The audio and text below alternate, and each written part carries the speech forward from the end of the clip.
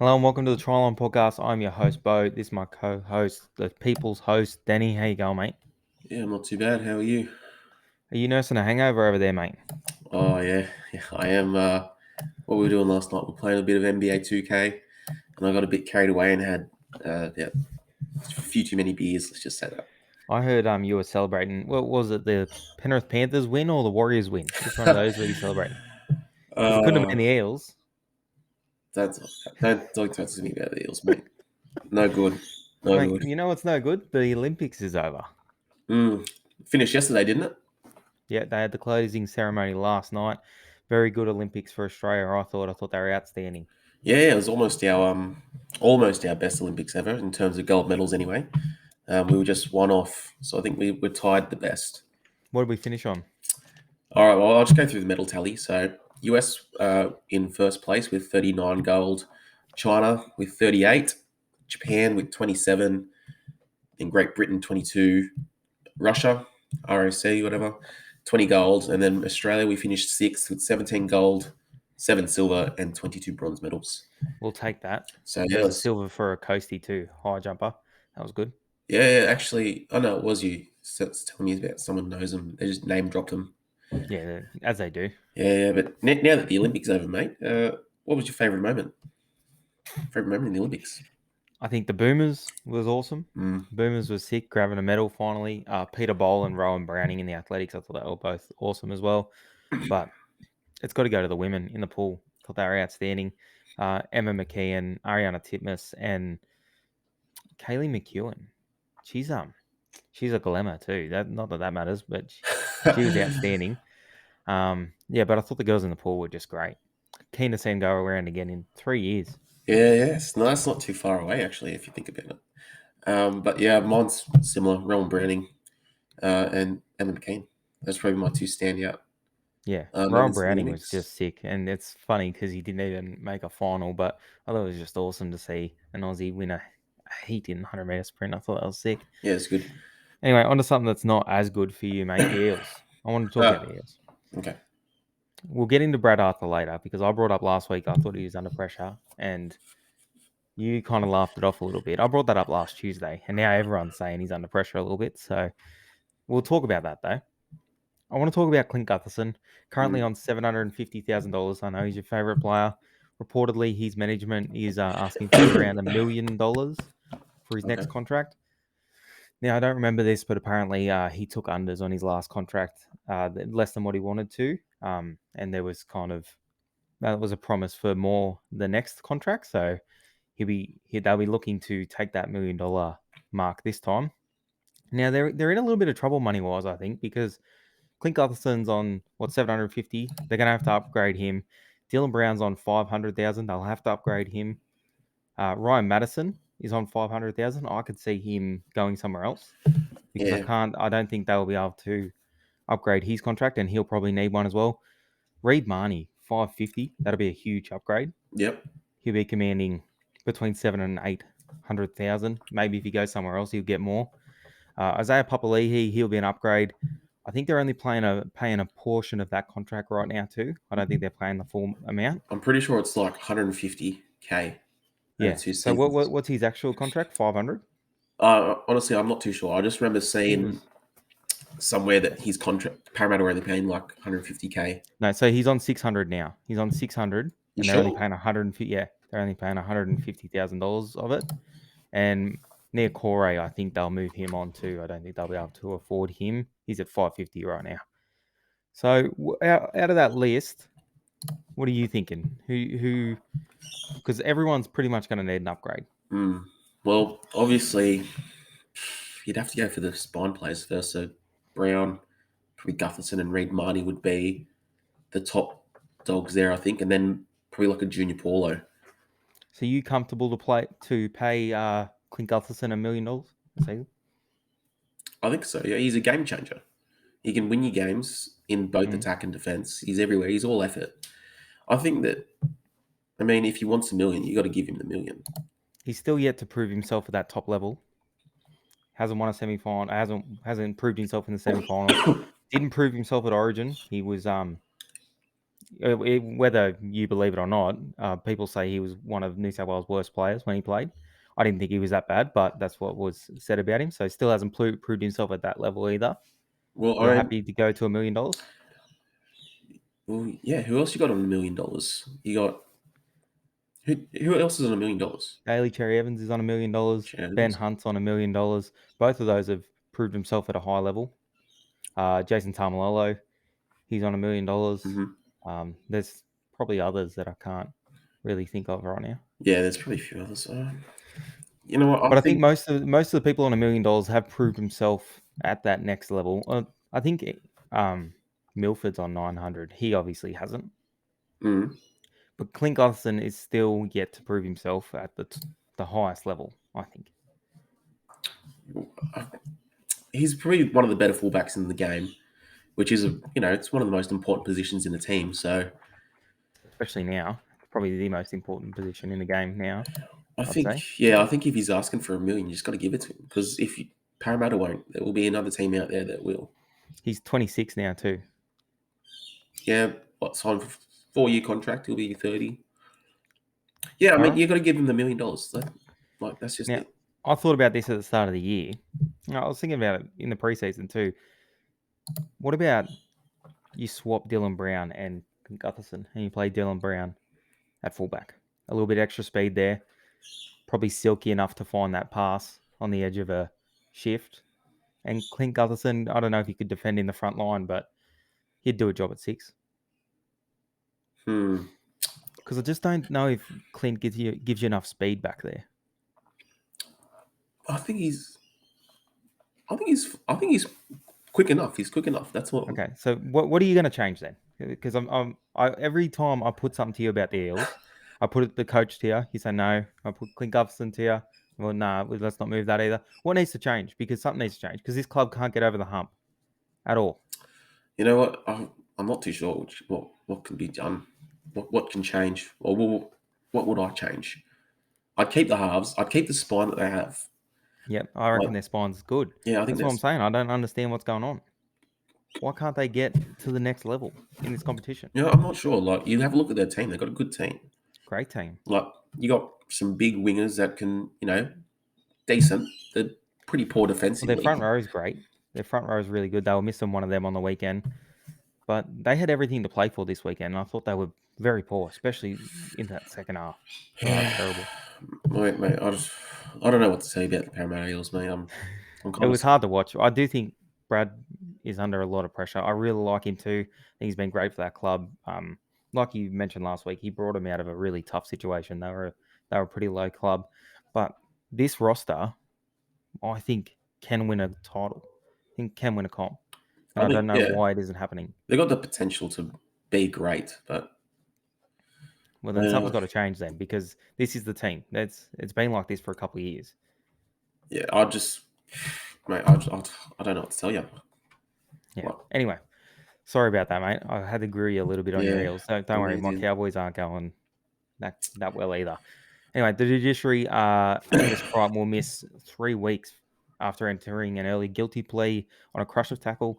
I don't know if there's a lot Angus could have done about this one, but we're trying to stamp the crusher out. So it would have been 2 weeks. He had a couple of carryover points. I think he had 30 carryover points, which put him into the 3 weeks. So unlucky for him. Yeah, it's. I mean, it just happens when the players are, Yeah, they run at the line, then they turn around and they start yeah. backing up. I There mean, was not a lot. I watched it today again. There was not a lot he could have done, but it is a crusher. it's a crusher. Yeah, but Yeah, but he can't do anything. He can't do anything. You got to try and release the head. It happens in half a second. yeah, Um, you kind of feel for him a little bit. He'll miss the Broncos, Dragons, and Rabbitohs clash, which the Rabbitohs one's a huge one for them. mm, They'll probably be hovering around the top 4 then too. So big loss. yeah, definitely. Yeah, as you said, the Bunnies are the only one that really the Dragons and Broncos. You said were the other two. Yeah, they should take care of them. Yeah, no, they should be wins, but it'll be a huge loss against the Bunnies. Yeah. What about that bonehead Kane Evans? Oh, mate, I said it once. Your I'll mate. say it again. Is top 3 worst players in the NRL. That was so dumb on the weekend. I know. That was so dumb. I'm Will Chambers. That's so smart of him. I've never, not really been a fan of him since he's been back, but he got the Sharks in the game. The Sharks, I don't know how they lost the game, but they scored all their points when Kane Evans was off the field. He was off for 20 minutes. He Yeah, got sent for 10 in the bin twice, and they still lost. I know. What do you get done with at the judiciary for that? So I think he was facing 2 weeks and $3,000 in fines. But if he takes an early guilty plea, Which he probably will. he will. He'll only get the 1 week. I don't know. Angus Crichton does something accidental. Yes, it's dangerous. He'll get 3. Kane Evans was a loser the whole game. Like the whole game he was. Yeah, And he's only going to miss 1. So, I don't know. he Anyway, doesn't get let's get another into... contract next year. Surely not. I don't think he will. He'll go to Surely England not. Surely not. if they want him. That's the know. kind of footy over And that's there, what isn't it? did he do that? He wrote that thing on his wrist the other week too. Like, so Oh yeah, he's had a crap month, hasn't he? fold some clothes. Some clothes. This week it was punch some clothes. He missed. He missed his 2 punches. That's why I rang you and I said, "How do you miss when he's not defending himself and he doesn't even move his head? He's not moving. He throws 2 jabs and misses both." One to the left of him, then the other to the right. Like, how can you not? He tried to make an adjustment, and he just adjust. Anyway, we're getting to the games now. So the Knights beat the Broncos 28, yep, to 20. Yep. Pearce looked good coming back. I think they've missed him. I thought the Safety boys also had a good game up front. They both, They've had a couple good weeks. yeah. They've had a couple good weeks. I think they're killing it, the Safety boys, actually, Central Coast boys. Yeah. Yeah. I thought the Broncos early were really good. I thought their goal line defense was awesome.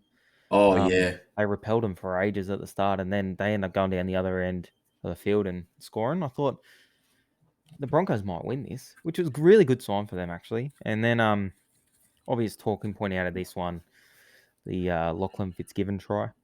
Oh, Thoughts? that's a no try. Like, how can you hold someone back? And then the referees look at, well, not the referees, but the bunkers will look at that and it's like, yeah, that's all good. I've said my thoughts on this. It's obviously not a try. People will defend anything. But the NRL come out today and said they got it wrong, which is what everyone that knows the game knew. I had a lot of bad takes, right, on the weekend. I had people message me a lot of terrible takes Yeah. on a lot of games. This one took the cake for me. Someone messaged me and said, if it was so bad and the Broncos thought it wasn't a try, why didn't they challenge it? What? I replied, mate, the bunker already reviewed it. Yeah, you're going to challenge the bunker. You're going to tell him to look at the same footage. It's not another person. It's the guy that already ruled on it that's going to rule on it again. So I thought that was the lowest take of all of them. Anyway, the Knights, good enough to go on with it after that. I don't like saying referees cost teams games because I thought the Knights played all right, but that's a big moment in the game, that was. Yeah. And yeah, as you said, the Broncos goal line defense, man, early. Yeah. That was good. They would have taken Good a lot times of for them. confidence out of holding off the Knights for so long and then obviously going down the other end and bagging a try. You know what I don't like? That there's already whispers that Brodie Croft will be dropped this week. So they lose a game, and now they've changed in the halves again. So I don't know. Hopefully that doesn't happen because I thought Tyson Gamble and him have been okay. I thought he did really well. He had a try-saving tackle there. Yeah, well, they reckon Albert Kelly will get a run over him. Who knows? Who knows what's going on? Yeah. Anyway, Raiders defeat the Dragons 20 points to 12. Dragons, they started out all right. They led, 8-0 early? And then after that, they kind of just fell apart. I thought they would win this. I'm watching this game live. I thought the Dragons were the better side, personally. I mean, story of the season, right? I know. Round That 5. barbecue killed him. That barbecue dead set killed him. It was even before the barbecue, though. Well, the Raiders, right? They scored all their points in a 20-minute period, and the rest of the 60 minutes, I thought the Dragons were the better side. They've gone since the barbecue. They've gone 0-4, and they've gone from 7th to 11th. So they're gone. That's it. Yeah. No, I think that's their season done. I think it can't be salvaged for me. That's it. And every single person thought they would come. Pretty much every expert had them coming last this year. They showed something. They got themselves in a position where they should have made the 8. And They're top 4. yeah, I know. Top Oh, 4. and then a Dragons fan messaged me and said, "Oh, well, no one expected anything from them this year, and we're only just going to miss out on the 8." And I said, "Doesn't that make that more disappointing? Yeah. That you proved everyone wrong, and you got yourself in a position to make the 8, and then you fell off when it mattered most." Mm. So I think that's more disappointing, to be honest. Like when you're in a position to do something and then you fall out. Yeah, that's why, like, even with the Boomers, I love that we won the bronze, but we got ourselves in a position where we should have been challenging for that gold medal. You know what I mean? And yes, we fell on the wrong side of the draw, and it was unlucky that we met the US in the semi, which if they hadn't lost their first game, we wouldn't have. But we still got ourselves in a position to win a gold medal. So that's why that was a little bit bittersweet, but I'm still happy that we won bronze, obviously. Yeah, for sure. Anyway, on to another team that I think can't salvage their season. The Bunnies defeat the Eels 40 points to 12. Reed Marnie's the big talking point out of this one. Yeah, Reed Marnie out. Seems to have re-injured his shoulder out for Yeah, the season. they're gonna sit him for the rest of the year. He'll get surgery. Yeah, for sure. There's no use rushing him back for what they're probably gonna. If they even make the top 4, they'll probably go bang bang out of the semis. And if they finish in the bottom half of the 8, I really worry about them. I don't know. I thought they played okay in the first half, but with everything to play for, they hadn't beaten a top 6 side since round 9. I think they hadn't beaten a top 6 side. Was that like Uh, the the Roosters, I Roosters? think. Yeah. Yeah, and no, I don't know. They straight after half time, they were really poor. Yeah, They but come out of the sheds with nothing. I don't know what's going on with Parramatta at the moment. It's just disappointing to just watch, really. Is it harder to watch them now that you know that they're a better side than what they're playing like than when they weren't a great side? Yeah, like back when they weren't a great side, back in like what 2011, 2012, Yeah, those days, and they like it's like what you said about expectations. How yeah.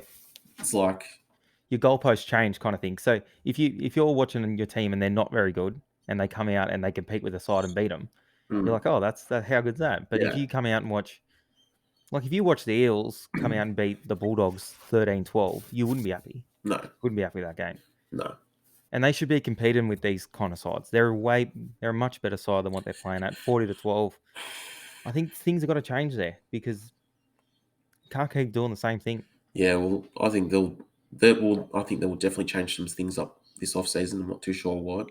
for sure. Well, Peter Sterling's just announced that he's stepping away from Channel 9. So he could be a good person to get back in the place, maybe get him on the board or something. Yeah. On a good note, though, Mitch Moses looked pretty Yeah. good in his return.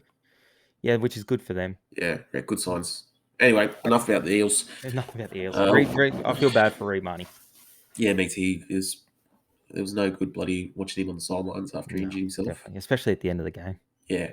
Like in the dying minutes when the game's, I mean, Dead. it's already gone. Anyway, Warriors defeat the Sharks, 18 points to 16. Another upset, and Yeah. they actually beat the Tigers last week. The exact same scoreline, 18-16. 2 in a row. First time this year. RTS left and we thought they were all gone. I thought they wouldn't win. I didn't think they would win another game all year. Yeah. They played all right here. They were down to 12 men for 60 minutes too. Mm. And they still managed to get away with the win. The Sharks, man. Really interesting moment when they got a penalty with something like 10 minutes to go. It was like Could have gone for the more 2. like 5. Was it 5? I think it was Yeah, so 5. Yeah. well, could have gone the 2. Didn't. Decided to play on. And I think, did they kick on second or third tackle, Connor Tracy? Second. Off. Yeah, it was second Second or third. tackle. It Yeah. was one of the two, but yeah, just a grab, like a little grab kick. Like, what are you doing? Like, Silly. why even take the quick tap if you're just gonna get tackled twice and then? Let's remember this game. Let's remember this game because this could be the reason they missed the semis, the Sharks. I think they If will they miss the miss out, semis. if they miss out by 2 or finish equal with someone and have a worse for and against, look back to this game because there's no way you should have been losing this game. Yeah, no way. And they lost to Brisbane a few weeks ago too. Just crazy. Two of the lower teams. Yeah, for sure. Plus, the Warriors are missing Tohu Harris Yeah. as well.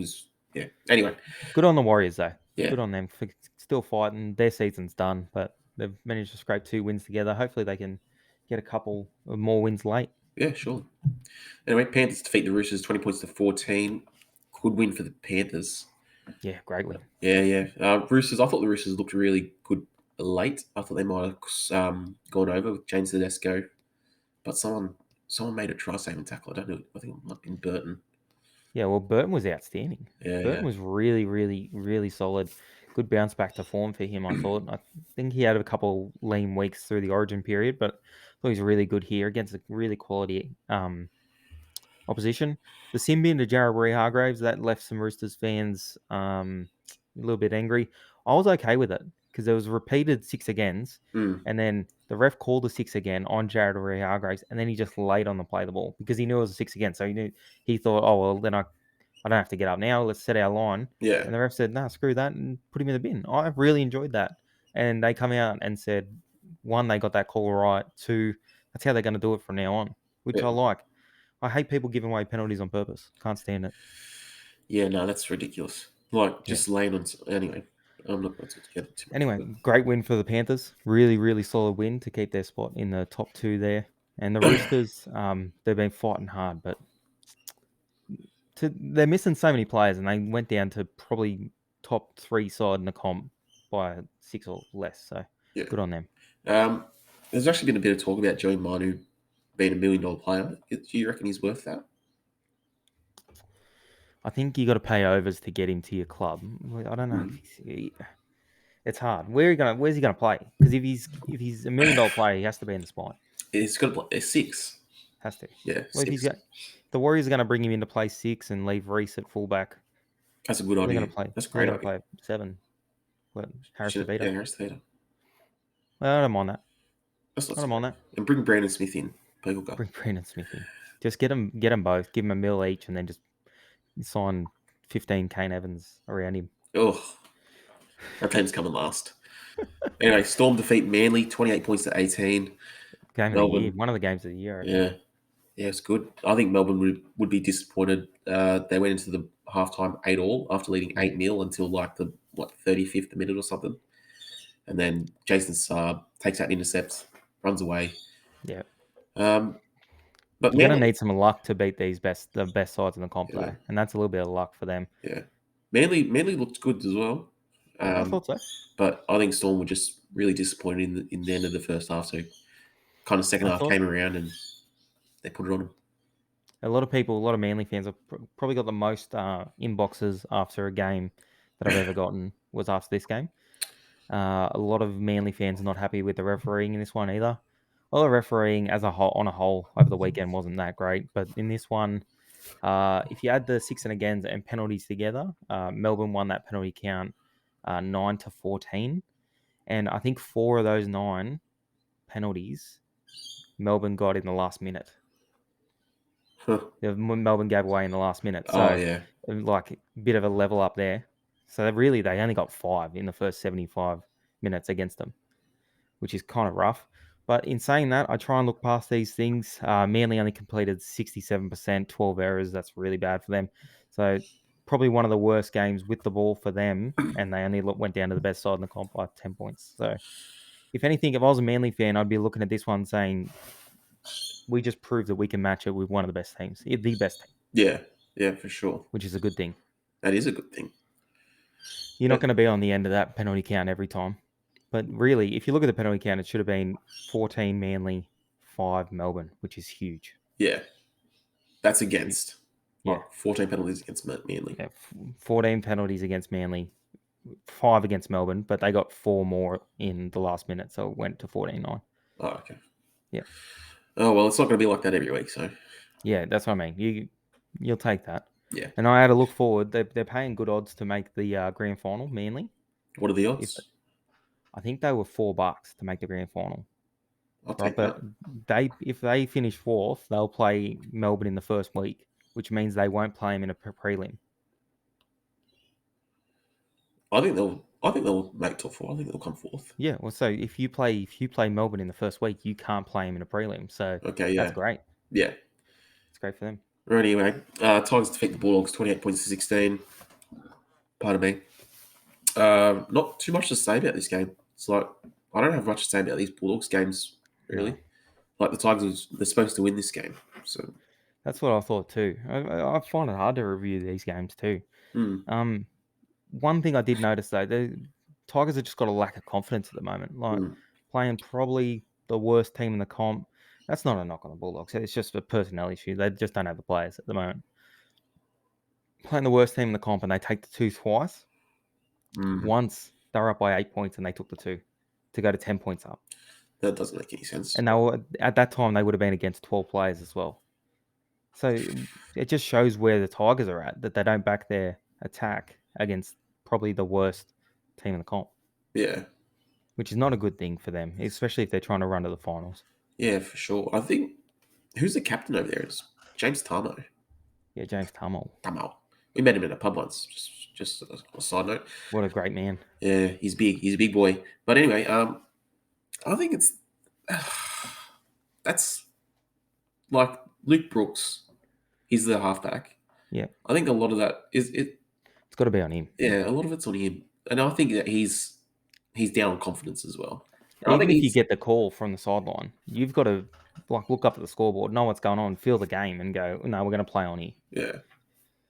But I think he's been kind of low on confidence his entire career. Yeah, that's fair enough. Yeah, again, 28-16. Yeah, the Tigers should win and did win. Yeah.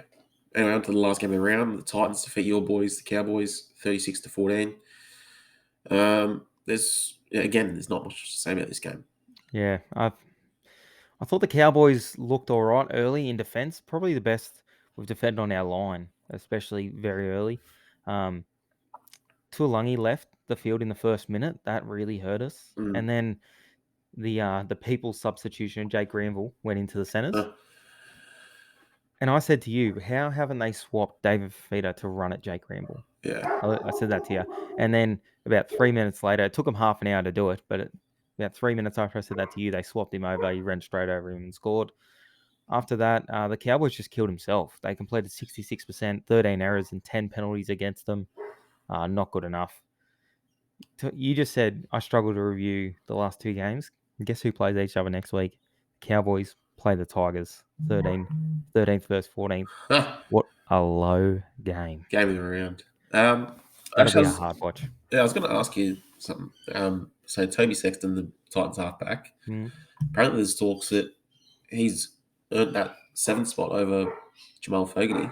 I was reading something today that Holbrook even said in the post match that he will be keeping him there over Fogarty. So Fogarty will have to earn his spot back. Yeah, earn his spot back, which is good. I mean, that's the way it should be. That's how it should be, though. Yeah, exactly. But have you been watching him? Yeah, I thought he played all right yesterday. Yeah, I thought he went all right. Fogarty had a really good year last year, but I said it a couple of times on the podcast. I thought they were very disjointed, him and Ash Taylor. Yeah. And I think he tried both ways. I think he tried Tanner Boyd with Fogarty, and now he's tried Toby Sexton with Ash Taylor, and that seems to be working for him. So they're gonna stick with that. I don't mind that. I'll tell you what I do mind. Just to end off here, coaches trying different things. Tamalolo on an edge. Well, we were talking about this last night. Like, he's been the best middle forward maybe ever, and running forward anyway. And the new coach comes in, lowers his minutes, and then that doesn't work. So you chuck him on an edge instead of just leaving it as it is. Yeah. It was fine. It was fine. Not only are you going to lessen his minutes, you're going to get him out of his own position. And I listened to Flanagan, what's his name? Shane Flanagan, the ex-Sharkies coach. Yeah. He was talking about it, and he said if he's on an edge, the responsibility to get him the ball is no longer on him. It's on the halves. So he's relying on someone else to get him into the game. Yeah. Where if he's in the middle, he gets himself into the game. Yeah. That's fair. Is that not just hit the nail on the head? Don't you want your best players getting the ball as much as you can? You think you could do that with David Fifita? Chuck him in the middle? I reckon, because he did not move from the left to the right. He just popped up on the right. I reckon you give him a little bit of a license, like Tom Trbojevic, to inject himself where he wants to in attack. That is fair. If he has the motor for it, I don't know. Justin Holbrook also said, coming off the bench, he's liking that. So they might stick with that. Yeah, he's well, not David Feeder's probably not liking it, but Justin Holbrook's liking what he brings to the side off the bench. So he's going to stick with that going forward. That's fair. I don't know. If they're winning games, they're winning games. Yeah. Anyway, guys, that's it for this week. Don't forget, you leave a comment and a like on this video. You enter the giveaway. The giveaway is an NRL 2021 jersey of your choosing. That'll come out directly out of Daniel's pocket into your house. Any final thoughts there, Denny? Nah, I'm good, thanks. Don't drink in game. No, keep on drinking. Keep on gaming. It's fun. Just don't drink too much. Do it responsibly. Yeah. Thanks, guys.